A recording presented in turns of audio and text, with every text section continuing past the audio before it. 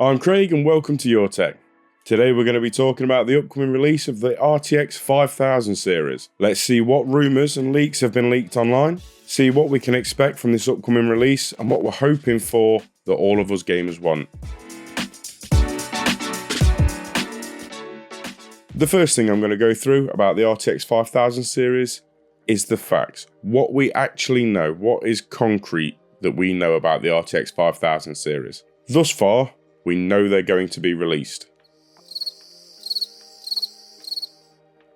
Yeah, that's it. Nvidia have been very tight-lipped about this upcoming release, as they almost always are. The leaks and the rumours that have appeared online, some more credible than others, some it's a pattern with Nvidia, so you can kind of work out what's coming. However, the only thing we do know for sure is that these cards are coming. We don't know when. They haven't even announced a release date. They haven't announced an unveiling date, which I doubt they will anyway. Best guess is that they're going to get released, or at least announced, at CES January 2025. I very much doubt it's going to be at the end of this year, unless they really want to take advantage of the Christmas rush. But for me, I think it's going to be January 2025. I think they're going to want to milk the 40 series just that little bit more before the 5000 series comes out. Add a pinch of salt to all the information you're about to hear. First thing I'm going to talk about are the leaks and the rumours around the hardware. I've seen rumours and leaks online that go back and forward about a multi-chip design. Nvidia's used a monolithic design for a very long time. Myself, I think they're going to stick with a monolithic design for one more series. I think 6000 series is when we'll see the multi-chip design. There are rumours that the 50 class of card is going to be returning for the desktop users.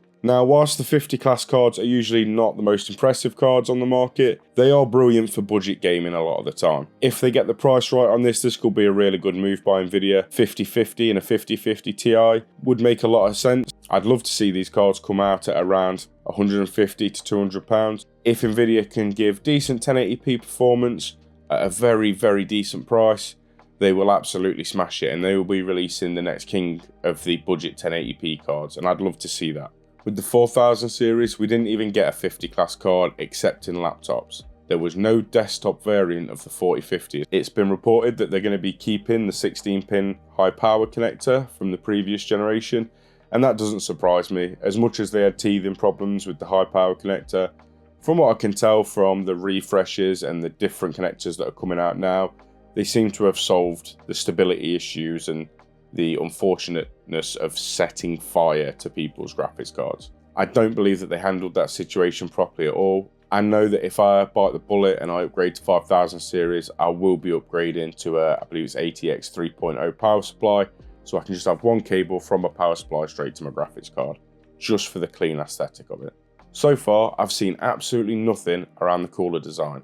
We have no idea how these cards are going to look. If the rest of the rumours that we'll go through in a minute are true, I imagine these cards are going to be just as massive as the last generation and the generation before. I hope the Founders Editions cards keep the look that they've already got. I really like the half pass-through look that they've got. I'll put a picture somewhere here. I like that it's a very muted colour and that you can basically put it in any build and it looks at home. One thing I won't be expecting is any smaller coolers. If the rumours about the power draw, that we'll talk about in a minute, is true, these coolers are going to be massive. They're going to have to be to deal with the amount of watts that these cards are going to be sucking back. What do we know about performance? We know for a fact they're going to be better than the 4000 series.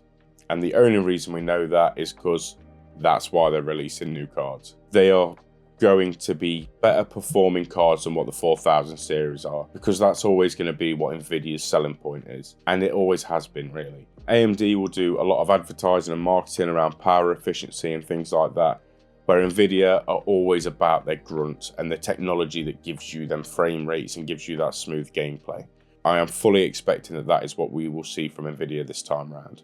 One of the main rumours I've seen online is that the 4090 is going to be 48% faster than the 4090, though I have no idea what that means. I don't know what resolution that's at, what game that's in, whether that's RTX on or RTX off. It's just a blanket statement that doesn't really mean a lot. I hope that in every aspect of a graphics card, it is 48% faster than a 4090. That is some serious performance on the table. However, without any context, it means nothing.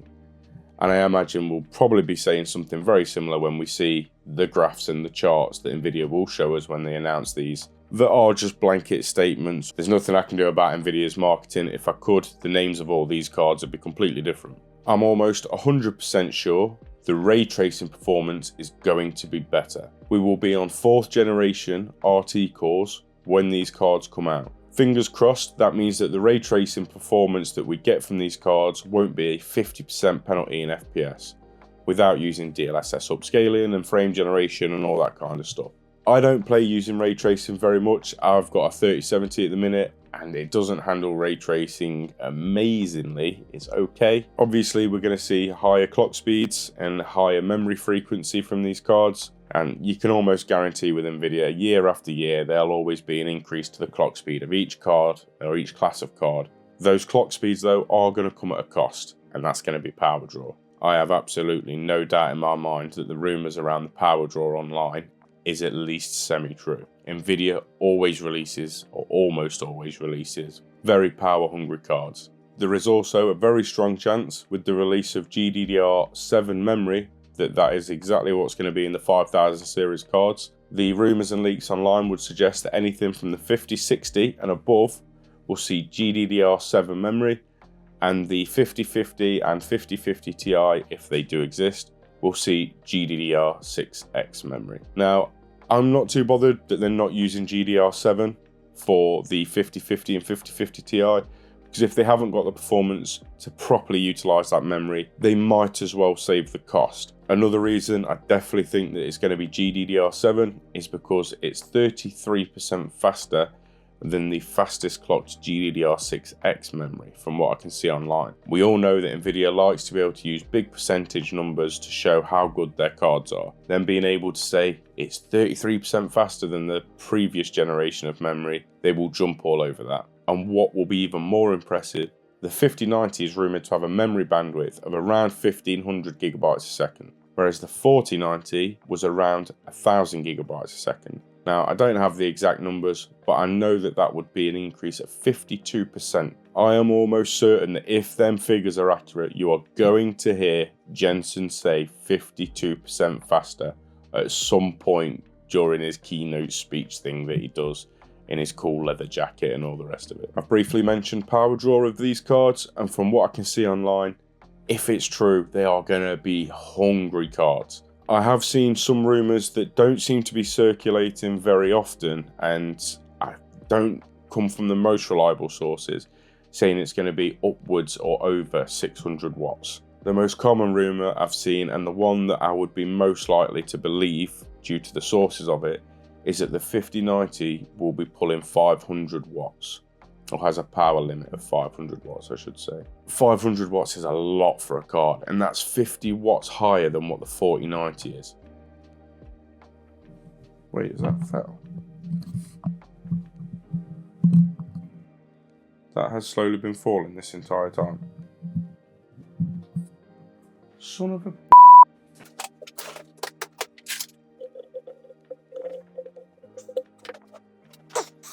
The 5080 will reportedly see a power draw of 350 watts. This is a 30 watt increase from the 4080. The 5070 will see 220 watts, which is 20 watts over the 4070. The 5060 is rumoured to have a massive 170 watt power draw.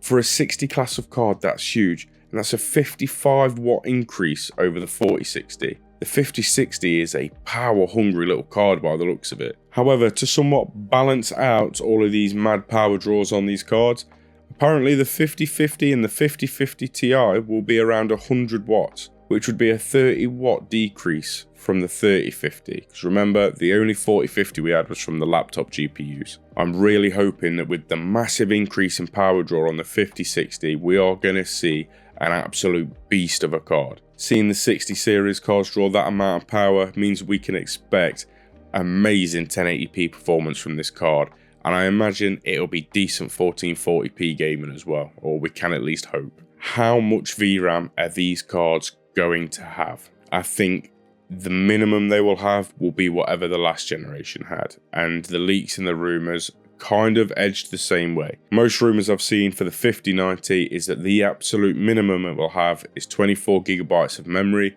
up to 36GB. However, in the past, Nvidia seems to be very stingy with their VRAM. The only other leak that I've seen is that the 5080 will have half the VRAM of the 5090, with the 90 class cards basically being what was Titans. This would make a lot of sense, as the Titans used to have quite a lot of VRAM in comparison to the other classes of cards in that generation. That means the 5080 will be between 12 or 18GB of VRAM. The most VRAM that they can put in that card, they should put in it. It takes so much memory for every single frame when you're gaming at 4K. It'd be really nice to see a good amount of VRAM, so it's not a problem that gamers have to worry about. As for the 50, 60 and 70 class cards, I can find nothing online of any leaks or rumours about what their VRAM is going to be or could be. One thing that I will say is the 50 class cards I hope will come out with more than 6GB of VRAM. What else can we expect to see from these cards? I can almost guarantee there will be talk of AI, even though I don't care what anyone says, it isn't really AI. We'll see AI features coming out in these cards. Jensen made some comments not too long ago about putting AI in games. AI generated textures would be fantastic. AI generated characters. I like the idea that every single gamer will have a different experience, because whenever you talk to someone, you will get an AI generated response. And I know that a lot of them will have to be funneled and filtered to give you the answers that you need for the game to progress. However, being able to get that information in a different way, or for it to say something different for every gamer out there because it's using some large language model, that's amazing. That would be really interesting, and I would like to see that. I'm sure that we will see a DLSS update of some description. I imagine frame generation is going to be mentioned as well. I'm hoping that the next update for frame generation is that they've managed to sort out the latency issues. There's a big latency penalty when using frame generation. I think it'd be really nice to see that they've managed to hone in that latency. Other than that, the only real other update that I can think of that we may see will be to the feature set that we already have. So that'll be things like NVENC encoding, broadcast, reflex, DLSS, frame generation,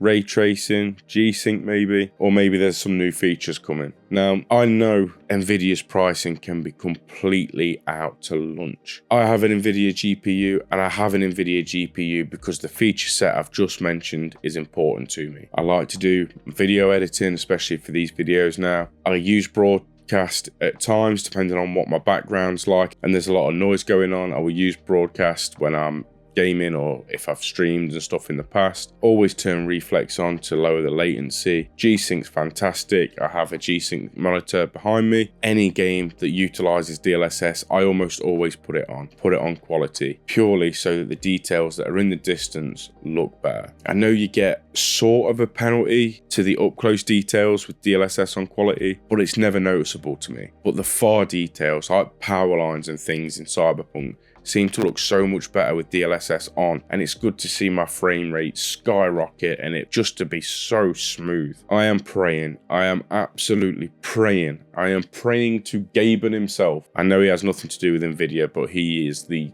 Lord and God above for PC gaming. But I am absolutely praying that Nvidia do not price gamers out of the market. If we see a generation of ridiculously priced graphics cards again, I'm not going to upgrade to an Nvidia card. When it comes to price, all the rumours I've seen, and all of these rumours are in dollars, they always are. The lowest price I've seen rumoured for the 5090 is $1,579. In my opinion, that's too much for a flagship card. I don't care how good the performance is. If all you're bothered about is gaming, you can pick a console up for £500. And that's the whole thing. You ain't got to go out and buy RAM. You ain't got to go out and buy a CPU or a case or anything like that. It's all there. And Nvidia need to realise that that is going to be an option for some people if they keep pricing them out of the market. PC gaming's incredible. I love it. I love the amount of games we have to play. I love how cheap the games are. I love talking to friends on Discord. I love the freedom that you have, that you don't have to just use it for gaming, you can use it for anything. However, if cards keep getting more and more expensive, consoles are going to become more and more prevalent. People are just going to go out and buy a console. In the script that I have wrote, this section is called Hopes and Dreams. so you can imagine what this is going to be. I am hoping and praying that the 5000 series are going to be what the 3000 series should have been without the Scalpocalypse. If we hadn't had the Scalpocalypse with the 3000 series, we would have got amazing price to performance on them cards. The 3090 was still expensive, the 3070 for £450. But because of the Scalpocalypse, people paid stupid prices, and the price to performance claims that came with all the different charts and things that we've seen online became pointless. So I'm praying Nvidia's price to performance makes sense, that we don't all get scalped to high heaven. Regardless of the doom and gloom that I understand has just come across in this, regardless of it all, I am seriously going to be interested still, even if I don't get one. If they price me out of the market with the ridiculous prices of their cards, so be it. But I'll still be excited to see the numbers. I'll still be excited to see the performance gains. I will still be excited to see what new features, what new technology is incorporated in these cards, because that's just who I am. I like to see everything new that's coming out with technology. I think it's brilliant. And I love to see gaming getting pushed more and more and more. If there's one thing that I do truly hope for, it is that the 5070 class of cards becomes a proper 4K card. Not just it's 4K if you use DLSS, but just some basic 60 FPS, medium settings, 4K gaming on a 5070 would be awesome. And to be honest, I think the 70 class of cards should be at that point now. They have been 1440p cards for what, 3 generations now? 2070, 3070, 4070, although the 4070 Super does genuinely do 4K quite well. The 5070 I feel should be a 4K card, and that's what I'm hoping for gamers. A 4K card at reasonable prices. They would fly off the shelves. Even if people weren't using them for 4K, they'd fly off the shelves because their 1440p performance would be second to none. If Nvidia does that, I can see a massively successful launch. And it'll stop me worrying about getting a 5080 because I want some 4K gaming. I'll just get myself a 5070. It's all going to come down to price versus performance, it always does. Please let me know in the comments down below what you think Nvidia is going to do. Are they going to nail gamers again with the prices, or do you think we're going to see actual decent price to performance from Nvidia? I really want to know what you guys think, so please leave a comment down below. If there's anything you'd like to see from me, any advice or anything like that, again, leave it down in the comments. Give me a thumbs up if you liked the video, and give me a thumbs down if you didn't, and I'll do my best to keep getting better. Please subscribe to the channel if you can, it really helps support what I'm doing, and I can't wait to pay that forward. I have a video upcoming where I'm giving away a gaming PC in a few weeks' time, and I'm really excited to be able to build it and ship this to someone that's going to be extremely grateful. I'm really looking forward to it. Thank you for watching, and I'll see you on the next one.